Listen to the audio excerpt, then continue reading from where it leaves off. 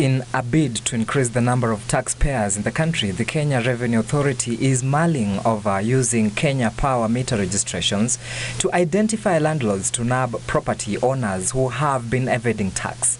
Reports have also emerged that the government intends to also use Huduma Namba to rope in more taxpayers, especially from the informal sector, a move that a section of experts are saying might be detrimental to the entrepreneurship sector.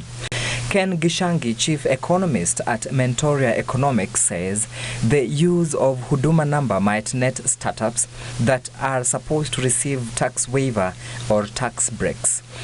Things like Huduma numbers will be used to capture, because we do know there are billions that are being made in the informal sector. That said, we do not want to discourage entrepreneurship, because part of the reason people are participating in the informal market is they feel they'll be overburdened with licenses, with their taxes.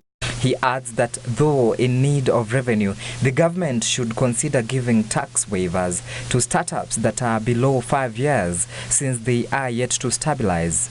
I've always proposed that the government should give a waiver for companies that are less than 5 years old, so that in those 5 years they can really work on their business strategy, identify the markets, and really become independent. The way you have a child, when a child is born, they need almost 4 years before they go to school. However, he lauded the government's move to track down property owners using Kenya Power registrations, saying the move was long overdue and will increase KRA's tax base. Instead of having to go and harass mama mbogas on the streets with so many licenses, I think it's prudent that rental income, part of it, should go towards national buildings. So in that sense, I think it's a wise move.